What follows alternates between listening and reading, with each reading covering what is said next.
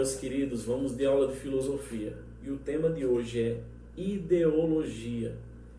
O termo ideologia ele é polissêmico, ou seja, ele possui vários sentidos. Essa multiplicidade de sentidos torna difícil a precisa identificação e a conceituação da palavra ideologia.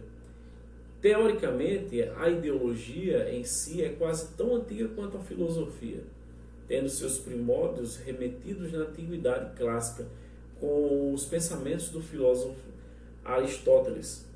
O termo somente foi criado na modernidade com o filósofo francês Destutt de Tracy, ganhando um escopo, uma ciência que abordaria a formação e a construção das ideias. Os positivistas, liderados pelo também filósofo francês Auguste Comte, pai da sociologia também, firmaram suas teorias na necessidade da ideologia como aquela ciência que seria capaz de tornar o que é abstrato possível, passível de um estudo mais rigoroso. Porém, uma corrente crítica do termo instalou-se no século XIX, propondo uma visão que perdura até nos dias atuais. Mas o que é ideologia? O senso comum entende que ideologia como um simples conjunto de ideias ou uma idealização sobre algo. Porém, a ideologia ela é muito mais do que isso. Podemos conceituar a ideologia de duas formas: a visão clássica e a visão crítica.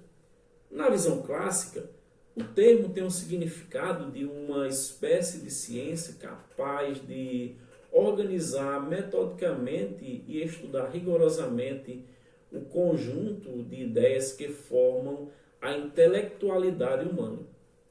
Na visão crítica, a ideologia é uma ilusão criada por uma classe para manter a aparente legitimidade de um sistema de dominação.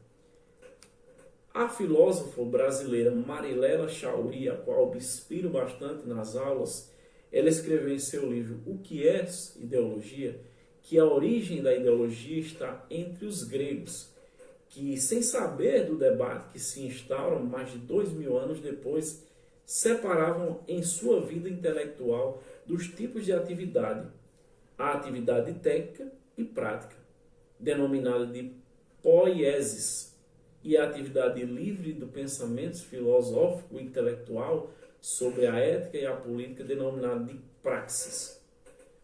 A poiesis era uma atividade dos comerciantes, dos artistas, dos artesãos, dos soldados, dos escravos, ou seja, era um trabalho de produção técnica que não demandava um esforço intelectual.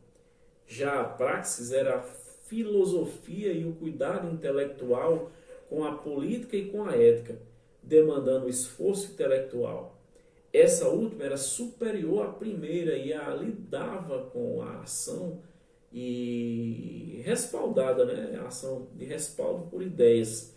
Os gregos clássicos eles valorizavam, portanto, as ideias, e cada postulado filosófico deles era proposto como sendo uma realidade única e universal. Então, eles não conseguiam enxergar que havia um contexto histórico e uma visão pessoal de mundo que os faziam pensar daquela maneira. Os filósofos, como Platão e Aristóteles, já possuíam ideologias, mas não sabiam. Então, a visão clássica da ideologia teve origem com o filósofo francês Destutt de Tracy. Tracy era um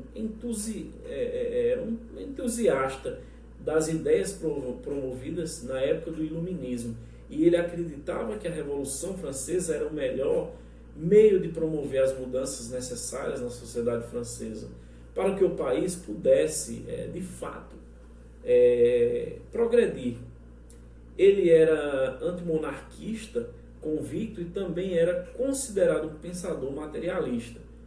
Para o materialismo, apenas os fatos concretos, materiais, devem tomar a frente para qualquer compreensão do mundo, valorizando a ciência e rejeitando a metafísica e a religião ou qualquer outro tipo de abstração ou idealismo. Certo?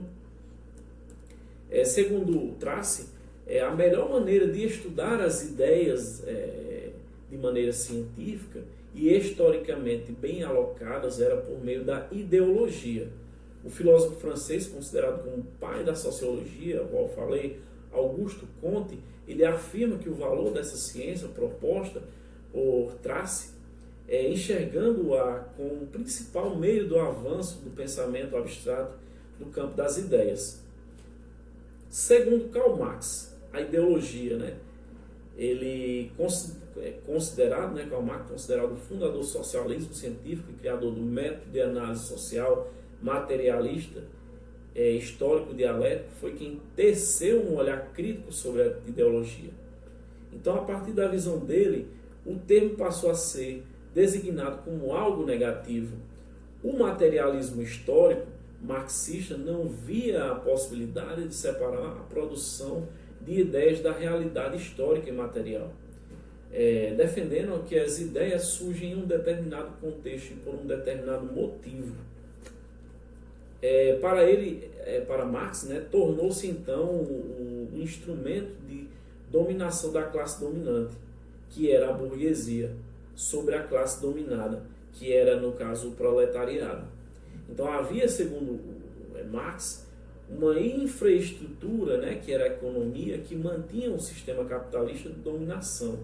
Essa infraestrutura era respaldada e legitimada por uma superestrutura que consistia no Estado, na política, na cultura, na religião e nas ideologias. Para que serve a ideologia? Partindo da concepção clássica proposta por Tracy, a ideologia serviria para compreender e organizar historicamente o conjunto das ideias formuladas por uma determinada sociedade. Para a vertente crítica, a ideologia ela servia para manter a aparente veracidade de um discurso falso, com a finalidade de manter uma estrutura de dominação sobre as pessoas ou de tornar uma ideia falsa ou uma pequena hegemônica. Vamos exemplificar alguns casos para tornar a compreensão da ideologia mais fácil. A meritocracia, no sistema capitalista liberal, marcado pela desigualdade de classes e pela dominação de uma classe social mais forte, ela criou-se uma ideologia do mérito. Nesse sistema, acredita-se que o esforço individual é que faz a desigualdade. Quem estuda mais, trabalha mais e possui qualidades administrativas mais desenvolvidas, consegue sobrepor-se economicamente. Então, consequentemente, as camadas mais pobres seriam compostas por pessoas que não merecem a riqueza por não terem se esforçado bastante para conseguir a riqueza ou por não saberem administrar o dinheiro.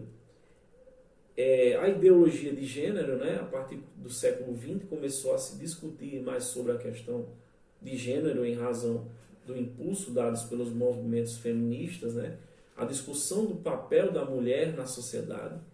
Com isso passou-se a discutir o que é ser mulher e o que é ser homem, e algumas teorias chegaram à conclusão de que ser homem e ser mulher não está vinculado ao sexo biológico, mas sim a uma questão de papéis sociais e culturais.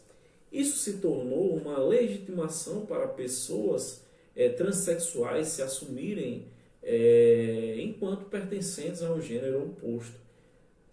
Como modo de desqualificar essas teorias, setores conservadores da sociedade chamaram as teorias de gênero de ideologia de gênero, conseguindo assim desqualificar o discurso de gênero como um discurso falso no âmbito da linguagem.